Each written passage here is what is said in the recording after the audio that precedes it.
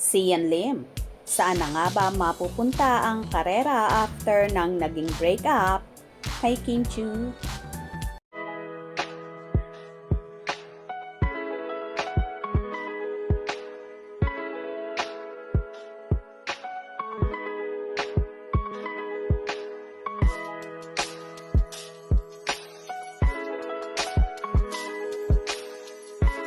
How true na kaya wala raw sa naganap na GMA Gala 2024 noong Hulyo ang kapuso aktor na si Sian Lim ay dahil hindi raw talaga siya nakatanggap ng imbitasyon.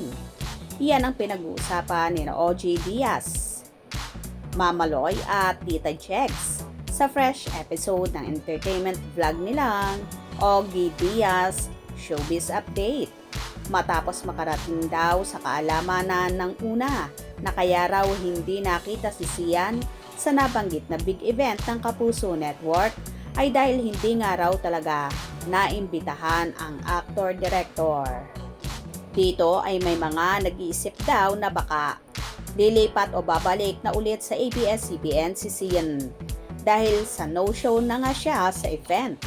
Saad ni Ogie, nakarating daw sa kanya na talagang hinanap ni Sian ang imbitasyon sa nabanggit na gala at nang mapag-alamang wala talagang ipinadala para sa kanya ay isinabay na lamang ang pagbabakasyon sa ibang bansa kasama ang kasintahang si Iris Lee. In short, literal na gala na lang ang ginawa ni Sian. Ang punot dulo raw na hindi naman kumpirmado kung totoo ay dahil hindi raw gusto ng ilang staff ang attitude ni Sian. Matatandaang matagal nang umiikot sa showbiz industry ang tungkol sa umano'y attitude ng aktor. Pero sabi ni OG, si Sian lang daw ang makakapagkumpirma niyan at mas magandang sa kanya umano manggagaling. Yun nga yung usap-usapan nga na tapos na yung gala, 'di ba?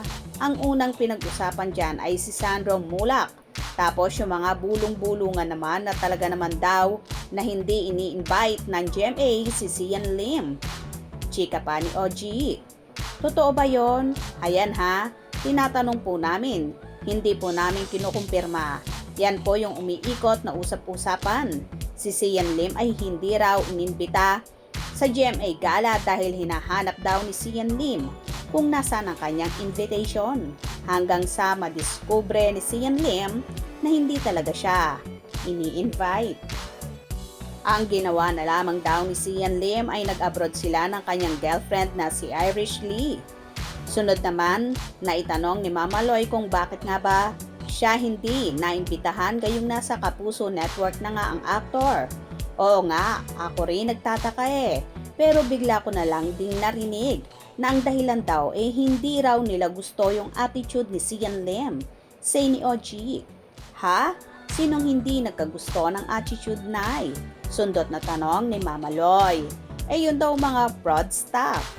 Totoo ba yon? Kasi alam mo no, marami ng mga bali-balita kay Sian Lim, mas magandang malinawan yan, sad pa ni OG. Samantala, wala pang tugon, reaction o pahayag ang kampo ni Sian Lim kaugnay sa isyong ito.